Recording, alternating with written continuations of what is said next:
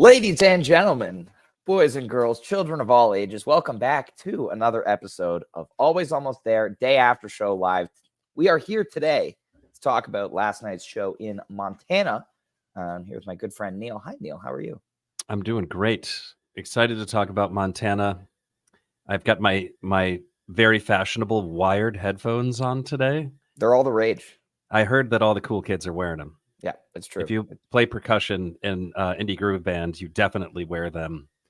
And if you're a Canadian jam band follower, you also wear them. So it's true. Those are the two demographics. Those are two big ones. Yeah. But we have a great guest on today. You saw him on Wednesday talking about Salt Lake City, and he's back. We've got Zach joining us today. Hi, Zach. Hey, gentlemen, how are you? Doing phenomenal. Great. Thanks for coming back. I think you might be our first guest to be on 2 consecutive day after shows.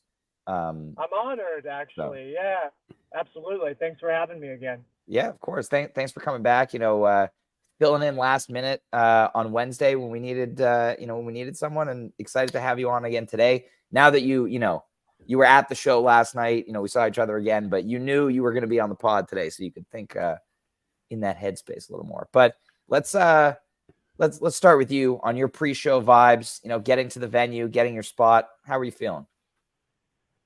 Oh, really, really excited. I got there super early. I might have been the 15th person in line, something that I've never done before. And, I'm just on the road, and I'm just here to see Goose. That's really the only thing that I have going on these 2 days here in Missoula. I was just excited to get there, kind of take it all in, see how close I could get.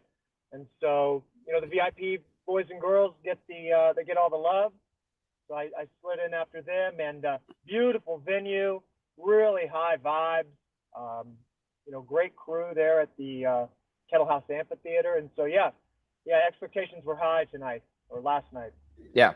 No, I mean, this was my first time going to the Kettle House, and I was blown away. I'd seen the pictures and I had heard people talk about it, but I was blown away being there in person. You're right in the Montana wilderness. There's like a little river running right behind the venue. Your backdrop is, the hills and the trees and everything. So it was amazing.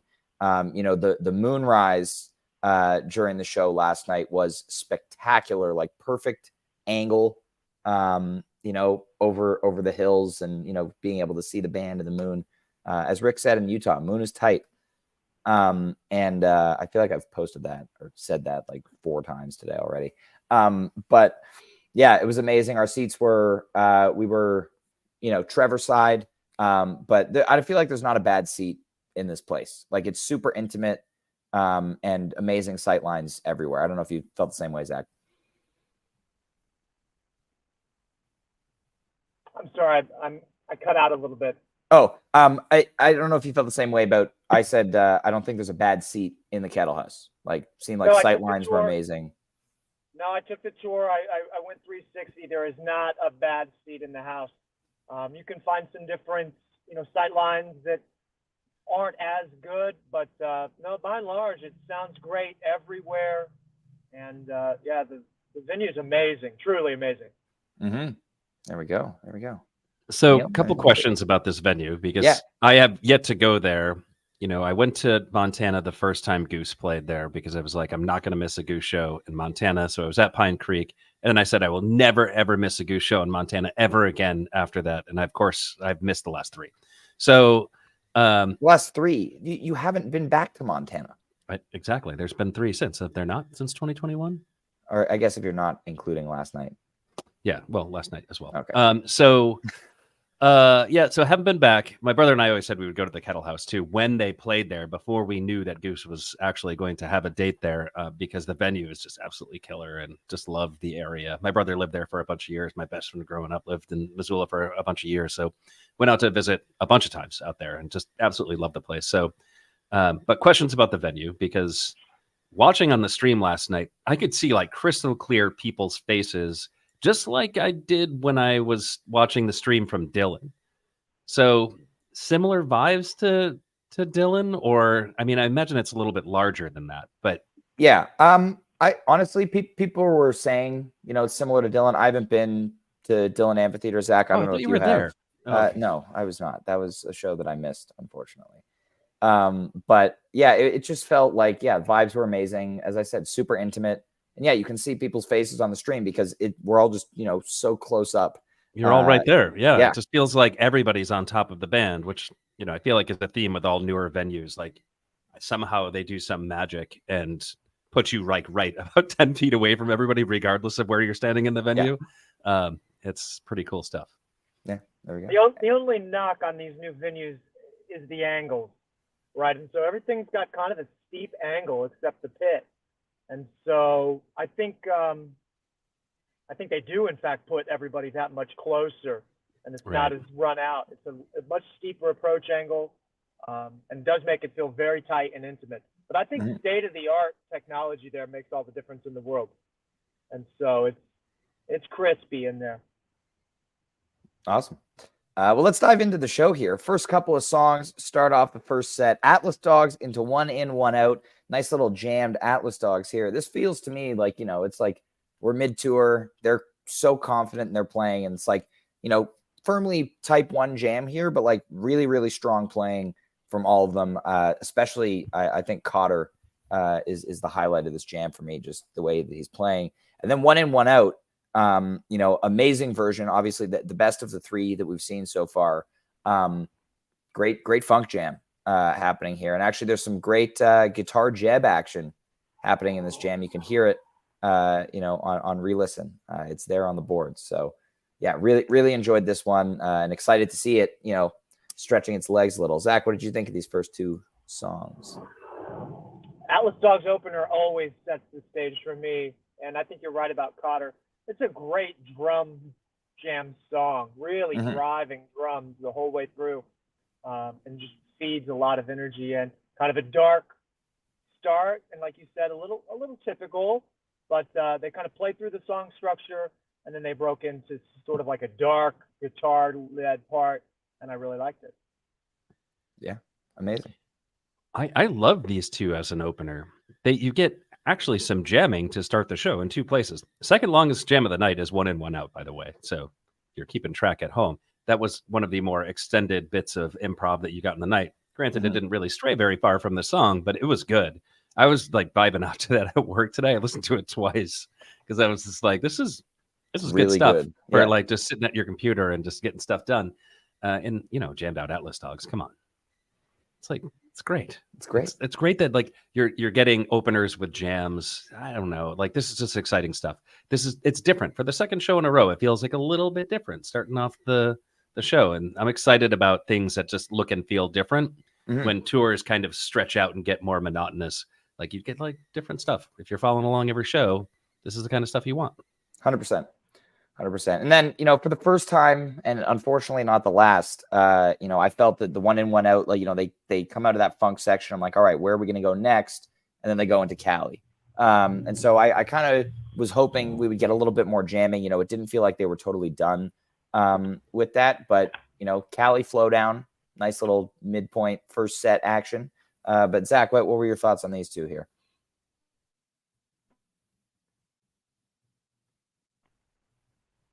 Are you with us? I think we're losing them. No. Zach, your thoughts on Cali Flowdown? Can you hear? I can give you my thoughts on Cali Flowdown. Are you with us, Zach? Yeah. Oh, okay. Yeah.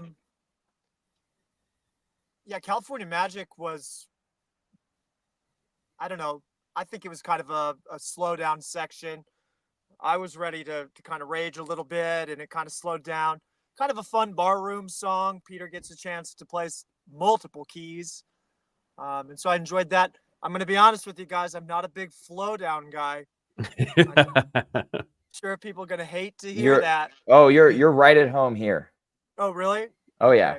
Yeah, well, I mean, it's there's nothing wrong with it. I think when we had Noah on, if you dance at shows, there's a perfectly reasonable place to come from with flow down, which is if you really like to dance, there is a stretch of flow down that is about anywhere between 2 and 5 minutes of you anxiously waiting on your tiptoes to start dancing because there's nothing to dance to yet. And like that is a reason alone to dislike Flowdown, I think.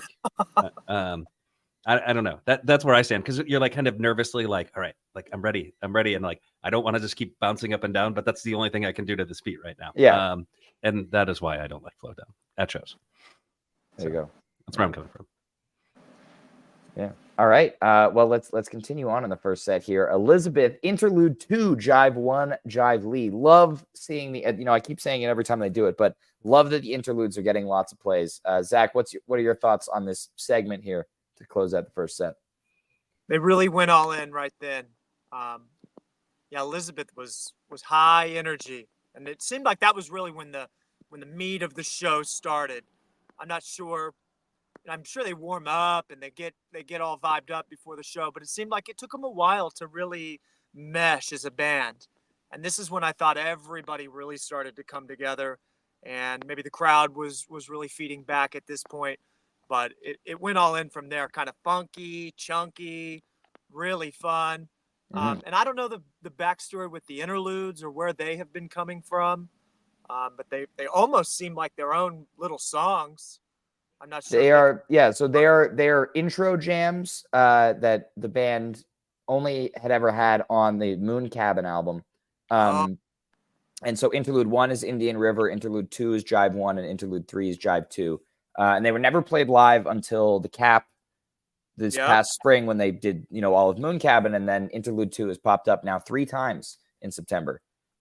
So, and not to go off the rails, but those interludes with the jives, Indian River section of the Cap run is some of my all-time favorite Goose, to be honest. Interlude 3, we need it. The Deuce. That's the reason why Interlude 2 gets played the most, because it is the best. Because it ties up, a little bit of a Pink Floyd vibe with the Jive 1 intro. It's just, it's so good, man. I know you like the clav, but Interlude 2 I do like the best. clav. It's true, and there was a lot of clav last night. Yeah, and the interesting thing is they have played Interlude 2 alone. I was just kind of thinking aloud on the internet earlier today about whether or not Interlude 2 should be considered part of Jive 1 now, because it's been done so many times. But that's why we still note slow melodic version of All I Need. Yes, but it's arbitrary, but for a period of time we noted Welcome to Delta as a separate song. Now we can include it in it was in Indian River. Yeah, it was noted a separate song. That was a point in time, in fact. Yes. But let us not dive into that whole discussion, because that one's going to play out on the internet today, and it's going to be great. Yeah, it's going to be a good one. So get ready for that, folks, outside of the podcast. All right. But yeah, this is a great way to close out the first set, I thought. Elizabeth, we've been seeing these contained versions recently, like, these 10 to 12 minute rockers. And this was a rare one that they didn't come back to the head. I feel like to finish it off. So I love the segue there. Again, just really great energy in the Elizabeth, doing what it does best. And then Jive 1 Lee was just hot. Great Lee, great interplay, but nothing crazy to dive into here musically. But it was really, really good. I really like the Elizabeth in this. I thought it was hot and just really tight. I don't know. Sometimes that's all it needs to be. Like, it doesn't need to be a earth-shattering jam. It's sure. So I agree with what Zach was saying. Like, things really started to feel like they picked up when this Elizabeth was played, especially like after you have like Cali Magic Flow Down, you're looking for something, and that Elizabeth actually gave you what you were looking for. And then you get this like really neat section of Interlude and Jive 1 Lee. That's killer. That's a killer way to end a first set. It is. Yeah. Anything to add here, Zach? Yeah, I like that they played a lot of songs in the first set. You got to go a lot of different places with the band, and really, kind of touching on all the different aspects of what Goose is good at. And so a little something for everyone in that first set, and absolute funky throwdown to finish. And I was excited moving into set break when I saw you. Yeah. I was going to say, you came up, we saw you at set break and early set 2, but how are you feeling, going into the second set? What were your expectations, things you were hoping for? Well, I knew you were on cloud 9 right away from like the third note of that Pancakes. Well, we knew it was coming. You were getting what you paid for. So that was awesome. I was super happy for you to catch that. Yeah, and then they just went right back where they left off. It seemed like same kind of real funky driving, organ, clav driven, sounds. Yeah, just right back into it. Almost like there was no let up, no set break at all. Sure. Same Yeah, sound, that was a same big vibe. that was a big theme of last night, like these driving funkier jams. Kind of popped up in almost every jam that Yep. they did last night. Yeah, for sure. Which is interesting because I feel like you don't get a lot of shows where that like one musical idea pops up this many times. You'll get like a Bliss jam, but I feel like a Bliss jam is very different than like similar driving funk jam popping up in, I think it was like 4 songs in the show. So interesting thing to look at there. But yeah, this Pancakes is really good. This is the longest jam of the night, I believe. It was like 18 minutes. Yes, sir. Didn't go too far from home, but yeah, just really good jam. And another one, I felt as though kind of, Rick maybe brought it back around a little prematurely, which is going to happen, and obviously the energy and the vibes were amazing. Like, that's what I was thinking about. I was like, this is an amazing show still. But, interesting to see that Rick specifically was pulling them out of jams a lot last night. I felt like. I have to wonder if this is part of like the whole clock management thing, which is like they're thinking about the songs that they want to play in a set. They have an idea of what the show is going to look like in advance. I think they actually followed their idea to a T, even though what they played didn't match what was on the written set list. Mm-hmm. I think actually the one that they left off was a choice because it is a typical set closer. So Ready was on the set list but didn't get played. They had So Ready and SOS back to back. We'll get there, but backing up a few steps, I do think that is the result. Is they look at the show and they say like, all right, like we got to move on. And if they're not finding anything that they're really excited about, they're just moving on to the next song. Right. And as written, this set is amazing. It's so on good. paper, ridiculous. Oh my goodness, it's so great. So I understand that they wanted to honor the show that they had constructed. And it does seem on this tour that they are very, very thoughtful about playing the show that they designed in advance. Yeah. No, yeah, you're right. There hasn't been nearly as much deviation from the planned set list as I think we've seen in the past. So that's an interesting thing to note. And then after Pancakes, we get into my personal highlight of the night here. This Wisteria. And, True Love Waits is great and all. Love the cover. Loved it with a Ray Below. Excited that Goose played it. But this Wisteria is something special.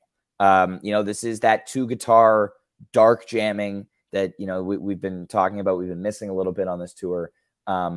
Really interesting to note when I listened back to it earlier, I noticed that like Rick and Peter kind of flipped their usual roles early on in the jam. Rick kind of playing the support guitar role and Peter taking the lead for a solid chunk. So I thought that was really, really cool. But this is the kind of thing where I was looking at the timing of it and I was like, wow, before the 10-minute mark, they're already like so deep into this, dark churn. Like it's incredible how quickly they were getting there. But Zach, what are your thoughts on this jam? Highlight of the night for sure. I don't know if it was, I don't know if it was deep space, but it was certainly like an interstellar travel, moving pretty quick through a bunch of different motifs. And Rick just really towards the end he just kept digging out more and more and more out of it. I was truly blown away by this jam towards the end. They went out there and in a concise, tight way. Yeah. Not totally just, letting the improv fly, but in a very driven, tight way. I wondered in the moment if the lyric flub from early had fueled a little bit of, drive in Rick to really make up for that. Because, it kind of bobbled. They bobbled for a minute, and I wasn't sure he was going to pick back up with the right lyrics. And I wonder where they go to pull that back in. If he's got someone in his ear, if Peter... He theoretically has a teleprompter, but Peter bailed him out in Factory Fiction in Chicago last week. Right. So yeah. they kind of get it back on the rails, and then I felt like he made a concerted effort to kind of make up for that with his guitar parts. And they talk about melting the face, and I got to be honest with you guys. I had to stop towards the end and just soak that one in. That was pretty special. Yeah. Neil? Yeah. So There is a list of exceptional Wisterias that don't go exceptionally long. I think back to the beginning of 2021, the one they played at Caverns and also the one they played at Yes. Swanee. Both of those Yes. very, very short, very intensely beautiful, amazing jams. This one I throw into that category of Wisteria. It's that good. I really do think it's that good. So yeah, absolutely killer jam in here. It's all the same things I always say. The best ideas are somehow hatched when Peter has a guitar in his hands. Yeah. I don't know why, but that is true. And it is also true here. So really cool stuff. Never miss a moment that Peter plays on guitar. You always want to shift your ears and listen to Rick because he's typically the lead instrument, but I say it all the time. Like, try to focus that out for a moment and listen to what Peter's doing, and you will be amazed. Yeah. And I think that is true for this one for sure. And then, yeah, True Love Waits, man. This was destined to happen. I'm not surprised it happened in Montana. They loved playing the Radiohead in Montana. They played Weird Fishes out here. I forget which time, but in any case, kind of saw this one coming. You always get a actually pretty decent cover out here. There's always something cool. But Yeah. In any case, really, really, I mean, amazing segment of this show. Yeah. I love the Radiohead.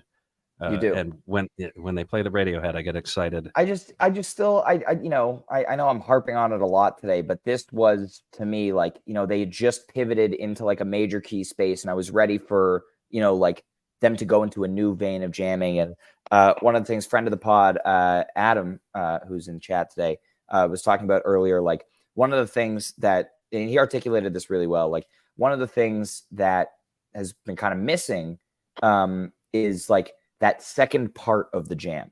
They find a really strong initial jam and they explore it, and it's really, really good. And then it ends, as opposed to pushing through and then going to the next idea and seeing what comes next, which we've heard a lot in the past. And so I think that Wisteria definitely, had, they were going to go, it sounded like they were heading for a little bit of a major key shift. And so I'm curious, if they felt that, the jam was done and they didn't really have anywhere to go from there, or if it was like maybe we could keep going, but we really want to play this Radiohead cover. Like, I'm curious the thought process there from the band in a moment like that. I feel like it's the latter, because like I feel like when you see shortened versions of that, when they walk away from a really awesome jam, it's because they're trying to move on and just get the set done. I don't know. That's just my feeling on it. Yeah. Well, and that was a good point that you mentioned earlier about like maybe they've written out 6 songs or whatever for the second set, and they want to play all 6. So they're not going to jam for 30 minutes and have to cut 2 of them. So. I think that it's all part of the shorter set breaks, the coming out on time. All of this clock management stuff feels like it's all tied up together, and sometimes that means fewer jams if they're trying to do the set the way that they wrote it. Yep. Yeah. Zach, anything to add here before we move on to the end of the second set? Yeah, I just think they had some idea of the space they wanted to move into that cover with, and so I think that the vibe was right. I think the sound was right to kind of, magically switch a little bit there. I know everybody likes the Radiohead covers, but I thought that was kind of a downer moment in the show. I know we need a cool off section. Everybody needs a little cool out. But I just thought it really spun the vibe around a little bit. Kind of a sad song, not your traditional love song. And so it was very interesting for me. Yeah, Tom York doesn't really put pep in the step, He makes you feel bad about yourself. But Rick does the Tom York so well, and that's what is amazing about Radiohead covers. But I definitely hear that criticism. You're absolutely right. Yeah. All right. And then next we get Rosewood. No long gap this time, which is awesome. It was gone for 20 shows already. This is the shortest gap on Rosewood in like a year. They've been playing it with a lot less frequency. So really happy to see this one come back. This was a great jam. Blistering Type 1 peak, few minutes of funk, nice little stop start action with the drums. A lot of fun. Really, I love the funk, and forgive me, this is like really fishy funk. And Trevor channeling Mike Gordon, and like I never thought I'd say this because Mike Gordon is a very specific type of bass player, And Trevor doesn't play like that. Trevor does not play like that. But like in this particular jam, he sounded very, very Mike Gordon-esque. And like I would have thought that anybody attempting to sound like Mike Gordon would sound awful because his style is just so uniquely his that you could not like replicate it. But for some reason in this jam, I was just reminded of Mike, and I thought it was just really cool the way it shook out. And also just interesting that this funk jam, everyone take a shot. This funk jam came out of Rosewood. Yeah. Just so weird. Not the song you'd expect. Not the song that you'd expect. Yeah. So, but really, really cool jam. I enjoyed the heck out of this one. It was great. Yeah. Zach? Yeah, more funk. Bring it on. Yeah, ballad, kind of a ballad song. You know, Rick's doing his thing, but yeah, just I don't know what the mood was or what the pre-show music was backstage, but it was an all funk jams kind of night, and so I enjoyed it as well. Maybe they were listening to James Brown on the bus. You know how that goes. And then we close out the second set with SOS and nice Rockdale encore. You know, nothing crazy here. A lot of fun, a lot of great energy. I was surprised to see Rockdale pop up again so soon. Yeah. I guess it's, you know, pretty standard 3 shows for them, but yeah, it you know, felt like it was a surprise, and I feel like we haven't seen a Rockdale encore in a long time. Yeah, it's like weird placement for both of those songs, right? Those are both like traditional set one closers, right? Yeah. SOS, like that is your very traditional set one closer. Rockdale lately set one closer a lot of times. So the last Rockdale encore was actually at Legend Valley in 2022. Hey, I was at that show. Don't remember, but I don't memorize set lists, so there you go. Yeah, Zach, any thoughts on the last couple songs of the show here? Just a structure thing that I thought about this morning. It was the idea that that was really just, you know, set one of the whole epic of the Kettle House, and so they just kind of closed it down with some traditional set one ending material, just kind of like a interlude to now tonight is its own kind of set. It's something that my buddy Scott always, you know, we always play around with, especially when we do the 4 nights of Dick's, is the idea of it's just being one long show with a couple different long encores. And so you just kind of take it as it comes, you know, stacked on the whole. And that's what I think they're thinking about with this Kettle House run is, you know, it's the run. It's not individual nights. It's all about the run.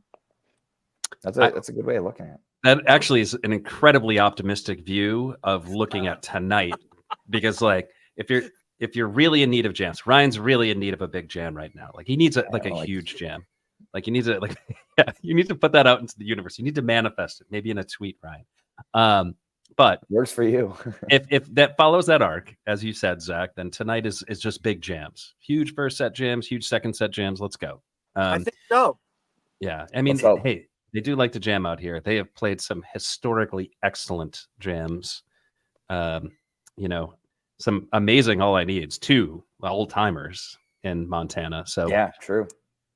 It's a large state, though. Wasn't in Missoula necessarily, but doesn't matter. We can hope that we get something like that tonight. I'm excited for it. Yeah, a large contemporary, perhaps. A large contemporary, yes. You know, perhaps.